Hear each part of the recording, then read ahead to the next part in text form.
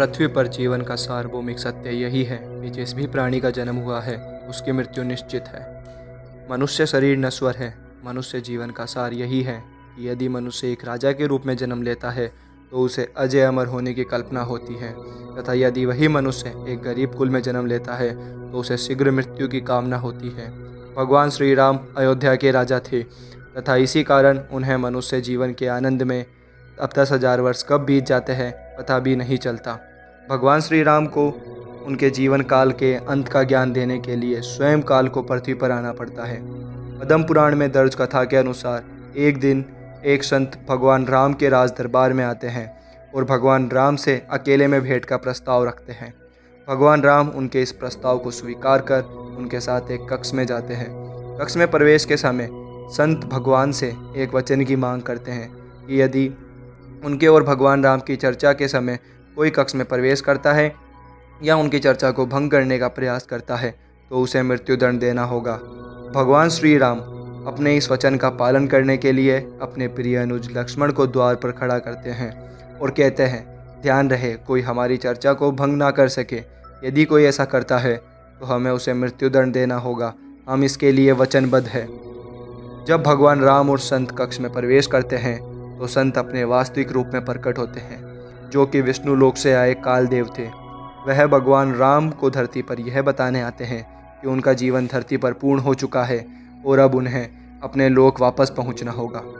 तभी ऋषि दुर्वासा कक्ष के बाहर आते हैं और लक्ष्मण से कक्ष में प्रवेश तथा श्री राम से भेंट की अनुमति मांगते हैं।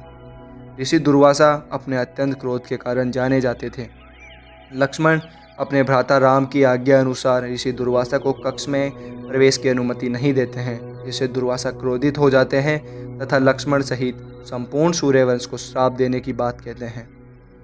ऋषि दुर्वासा द्वारा संपूर्ण सूर्यवंश को श्राप देने की बात सुनकर लक्ष्मण भयभीत हो जाते हैं तथा वह एक कठोर निर्णय लेते हैं और सूर्यवंश तथा अपने भैया राम को श्राप से बचाने के लिए स्वयं की बलि देने का निर्णय लेते हैं। लक्ष्मण को इस बात का ज्ञान होता है कि यदि ऋषि दुर्वासा को कक्ष में प्रवेश की अनुमति प्रदान की तो भ्राता राम को उन्हें मृत्युदंड देना होगा, जिससे भैया राम पर ऋषि हत्या का कलंक लग जाएगा। इसलिए लक्ष्मण स्वयं कक्ष में प्रवेश कर जाते हैं। अनुज लक्ष्मण के कक्ष में प्रवेश करने और चर्चा में भंग करने के कारण भगवान राम को न चाहते हुए भी अपने प्रिय भाई लक्ष्मण को देश निकाला देना होता है। उस समय देश निकाला मृत्युदंड के बराबर माना जाता था। लक्ष्मण जी नहीं चाहते थे कि श्री राम उनके कारण अपने वचन का पालन न करें, अतः वह श्री राम से जल समाधि की अनुमति लेते हैं। न चाहते हुए भी भगवान श्री राम को अपने भाई को जल समाधि की अनुमति देनी होती है।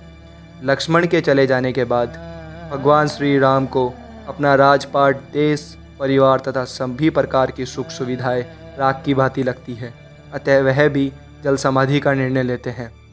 वह अपना संपूर्ण राजपाट अपने तथा अपने भाइयों के पुत्रों के हाथों में सौंप देते हैं और सरयू नदी के जल में प्रवेश कर जाते हैं तथा पृथ्वी को त्याग अपने लोक में पहुंच जाते हैं। इस प्रकार भगवान श्री राम की जल समाधि का संपूर्ण वृत्तांत हमें पद्म पुराण से प्राप्त होता है। दोस्तों, अगले वीडियो में हम आपको बताने वाले हैं कि राम जन्म की कौन सी एक गलती श्री कृष्ण की मृत्यु का कारण बनी। हमारे उस वीडियो की नोटिफिकेशन सबसे पहले पाने के लिए चैनल को सब्सक्राइब कीजिए तथा यदि आपको ये वीडियो अच्छा लगा हो तो इसे लाइक कीजिए।